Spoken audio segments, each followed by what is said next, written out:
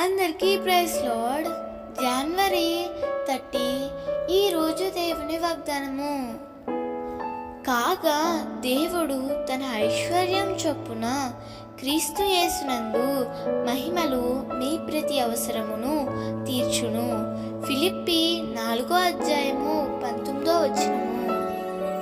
చాలాసార్లు మనము మన అవసరాలు తీర్చడానికి మనుషులను ఆశ్రయిస్తూ ఉంటాము.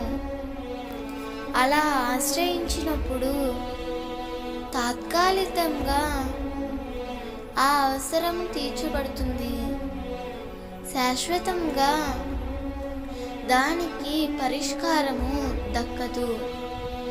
ఎప్పుడైతే దేవుని వైపు చూసి నా అక్కరలు తీర్చవా, నా అవసరాలన్నీ తీర్చవా అని ప్రభువు దగ్గర నీవు ప్రార్థించినట్లయితే తప్పకుండా ప్రభువు నీకు సహాయం చేస్తాడు. దేవుని సహాయము ఎప్పుడు ఆశ్చర్యకరంగానే ఉంటుంది. అప్పుల్లో మునిగిపోయిన ప్రవక్త శుష్ని భార్య ఎలీషా దగ్గరకు వచ్చి తన సమస్యలన్నిటినీ చెప్పుకుంది.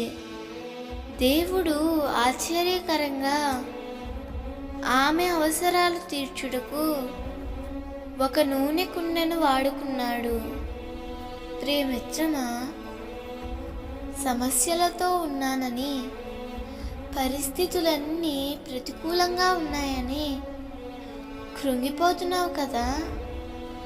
ఒక్కసారి మోకరించి, ప్రభువా, నాకు నీవు తప్ప వేరొక దిక్కు, వేరొక సహాయము నాకు లేదు తండ్రి అని నీవు ప్రార్థించినట్లయితే ప్రభువు తప్పకుండా నీ అవసరాలను ఆశ్చర్యకరంగా తీరుస్తాడు.